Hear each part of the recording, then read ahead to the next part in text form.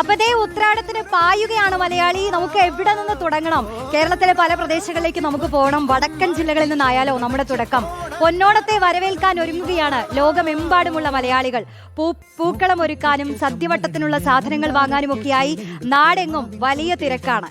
ഉത്രാടപ്പാച്ചിലിന്റെ വിശേഷങ്ങളിലേക്ക് നമ്മൾ ആദ്യം പോകുന്നു. കോഴിക്കോട് മിഠായി തെരുവിൽ വലിയ തിരക്കാണ് ഇന്നലെ മുതൽ അനുഭവപ്പെടുന്നത്. അവിടെ നിന്ന് നമ്മുടെ പുലികൾ ദീപക് മലയമ്മ ചേരുന്നുണ്ട്. പുലിയാണ് കൂടെ. ആരൊക്കെ ഉണ്ടെന്ന് നമുക്കൊന്ന് നോക്കാം. ദീപക്, എന്തായി ഉത്രാടപ്പാച്ചിൽ? ഈ SM സ്ട്രീറ്റ് എന്ന് പറയുമ്പോൾ നമ്മുടെ സ്വന്തം മിഠായി തെരുവ്, അവിടെ നിന്ന് കഴിഞ്ഞ ദിവസങ്ങളിലെല്ലാം വന്ന കാഴ്ച എന്ന് പറയുന്നത് പലരും സെൽഫി വീഡിയോകളിലൂടെയൊക്കെ ഇങ്ങനെ സമൂഹ മാധ്യമങ്ങളിലൊക്കെ പങ്കുവെച്ച് കണ്ടിരുന്നു. അത്രയേറെ തിരക്കാണ്. സൂചി കുത്താൻ ഇടമില്ല എന്ന് പറയുന്നതിനെ അക്ഷരാർത്ഥത്തിൽ അങ്ങനെയാക്കുന്ന വലിയ തിരക്ക്. ഈ ഉത്രാടത്തിന് എന്ന് പറയുമ്പോൾ ഈ ഓണക്കാലത്തിന്റെ ഏറ്റവും ഒടുക്കം ഉള്ള ഒരു പാച്ചിലാണ്. എല്ലാ സാധനങ്ങളും വാങ്ങണം.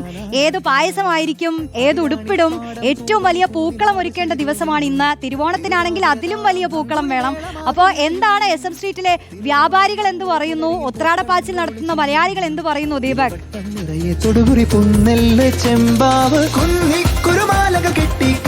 റോഷ്നി, ഏറ്റവും പ്രധാനപ്പെട്ട കാര്യം ഓണമായാലും ക്രിസ്മസ് ആയാലും പെരുന്നാളായാലും ഒക്കെ കോഴിക്കോട്ടുകാരെ സംബന്ധിച്ച, മലബാറുകാരെ സംബന്ധിച്ച ഈ SM സ്ട്രീറ്റിലേക്ക് ഒന്ന് വിസിറ്റ് ചെയ്ത് പോയിട്ടില്ലെങ്കിൽ വലിയ നഷ്ടം എന്നുള്ളതാണ് പൊതുവെ പറയാറുള്ളത്. അതുകൊണ്ട് തന്നെ നമുക്ക് ദൃശ്യത്തിൽ കാണാൻ സാധിക്കും. ഇവിടെ നിന്ന് അങ്ങോട്ട്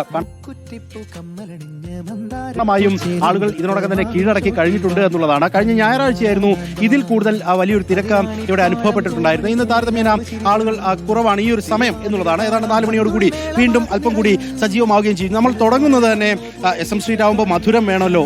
ഇപ്പോൾ ഓണത്തിനൊക്കെ നമുക്ക് ചേട്ടാ, ഓണത്തിന് ശർക്കരപ്പേരി വറുത്തപ്പേരി വളരെ നിർബന്ധം. എന്താ അവസ്ഥ? വാങ്ങുന്നുണ്ടോ? വിലയുണ്ട് ഇപ്പോൾ? വില 100 രൂപയിലുള്ളൂ. ഏത് ഈ പാക്കറ്റിനല്ലേ? കിലോ എങ്ങനെ? കിലോ 400 രൂപ. 400 രൂപ രണ്ടിനും. വെളിച്ചെണ്ണയ്ക്ക് വില കൂടിയുണ്ട് 400 രൂപ. പക്ഷേ വെളിച്ചെണ്ണയ്ക്ക് വില കൂടിയതുകൊണ്ട് മാത്രമാണ് നമ്മുടെ ഇലയിലേക്ക് വരുന്ന ശർക്കര പേരിക്കും വറുത്തുപേരിക്കും വില കൂടിയിട്ടുണ്ട് എന്നുള്ളതാണ് ചേട്ടൻ പറയുന്നത്. എന്തായാലും ഇത് ഈ പാക്കറ്റ് 100 രൂപയ്ക്ക് കിട്ടുന്ന സാഹചര്യം ഉണ്ടാകും എന്നുള്ളത് ആശ്വാസകരമാണ്. ഹാപ്പി ആണോ? ആശ്വാസകരമാണ്. ചേട്ടാ, സാധനങ്ങളൊക്കെ വാങ്ങിച്ചോ? എല്ലാം വാങ്ങിച്ചല്ലോ. എവിടുന്നാ വരുന്നത്? ഞാൻ മലപ്പുറത്ത്. ഇവിടെ വന്നിട്ട് സാധനങ്ങൾ വാങ്ങിക്കുന്ന ഒരു പതിവുണ്ടോ? അല്ല, ഇവിടെ ഒന്ന് കുറച്ച് ഇവിടുന്ന് വാങ്ങിയുള്ളൂ. മലപ്പുറത്ത് ഓണമൊക്കെ എങ്ങനെയാ ആഘോഷം? ഉഷാറല്ലേ? ഈ പൊതുവെ പിള്ളേരൊക്കെ പറയുന്നത് കളർ ഓണമാണ്. കളർ ഓണാണ്. സാധനത്തിനൊക്കെ വില കുറവല്ലേ ഇപ്രാവശ്യം, കഴിഞ്ഞ പ്രാവശ്യത്തെ കളർ. അതുകൊണ്ട് ഹാപ്പിയാണ്. അതെ, ഇങ്ങനെ ഹാപ്പി ആവുന്ന മനുഷ്യരുണ്ടാവുമ്പോഴാണല്ലോ ഈ ഓണവും അത്തരം ഉത്സവങ്ങളും ആഘോഷങ്ങളും ഒക്കെ കൂടുതൽ ഹാപ്പി ആവുന്നത് എന്ന് പറയേണ്ടിയും വരും. എന്തായാലും നമുക്ക് അല്പം കൂടി ഈ തെരുവ് കച്ചവടം കൂടിയുള്ള മേഖലകളിലേക്ക് പോവുകയാണെങ്കിൽ അവരുടെയൊക്കെ പ്രതികരണങ്ങളിലേക്ക് കൂടി ഒരു ഘട്ടത്തിൽ പോകാനാണോ? നമ്മുടെ ജെൻസി കിഡിനെ ഒന്നും അതിന്റെ ഇടയിലൂടെ കാണുന്നില്ല. ഈ നമ്മുടെ പുതുതലമുറയൊക്കെ SM സ്ട്രീറ്റിലേക്ക് ഇറങ്ങിയിട്ടുണ്ടോ?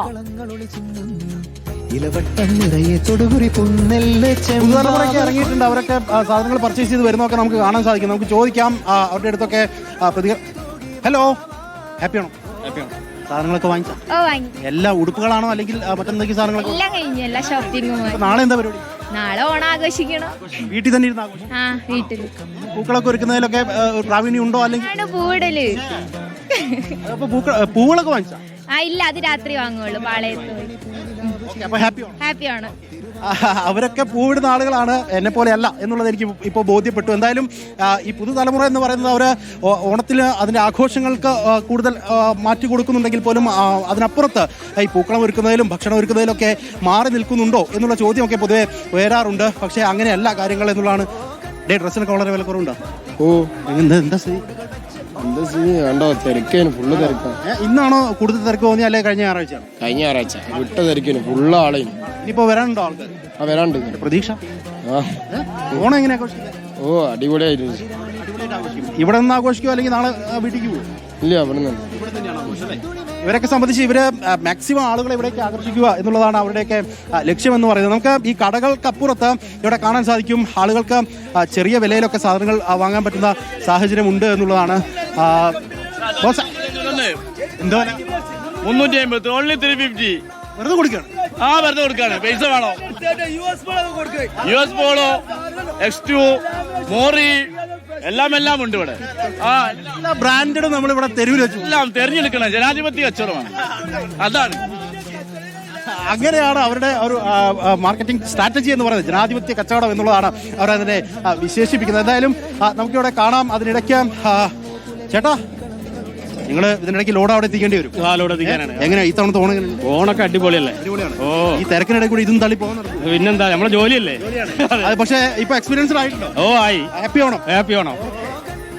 അങ്ങനെ ആളുകൾ ഇങ്ങനെ അവരുടെ തൊഴിൽ ചെയ്യുന്നവരുണ്ട്, അതിനപ്പുറത്ത് ഈ ഒരു തെരുവിലേക്ക് എത്തി അത് ആസ്വദിക്കുന്നവരുണ്ട്, അവിടെ നിന്ന് സാധനങ്ങൾ വാങ്ങിക്കുന്നവരുണ്ട്. ഇങ്ങനെ ഈ ഒരു തെരുവിന്റെ സ്വഭാവം എന്ന് പറഞ്ഞാൽ എപ്പോഴും ഇങ്ങനെ നിറഞ്ഞു നിൽക്കുക എന്നുള്ളത് തന്നെയാണ്. ആ നിറഞ്ഞു നിൽക്കൽ നമുക്ക് ഇവിടെ കാണാൻ സാധിക്കുന്നുണ്ട് എന്നുള്ളതാണ് പറയേണ്ടത്. ഉടുപ്പ് വാങ്ങിച്ചു തന്നോ?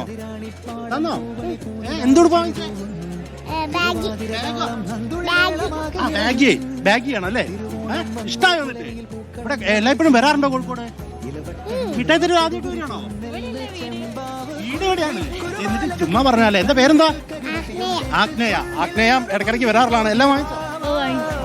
എങ്ങനെയാ ഈ ഓണത്തിന് സദ്യവട്ടങ്ങളൊക്കെ ഒരുക്കുന്നത്? എല്ലാ സംഭവങ്ങളും ഉണ്ടാവും? നിങ്ങൾ തന്നെയാണോ ചെയ്യാറില്ല അല്ലേ വീട്ടിൽ? അതെ അതെ. ഏറ്റവും ഫേവറേറ്റ് കൂട്ടുകറി.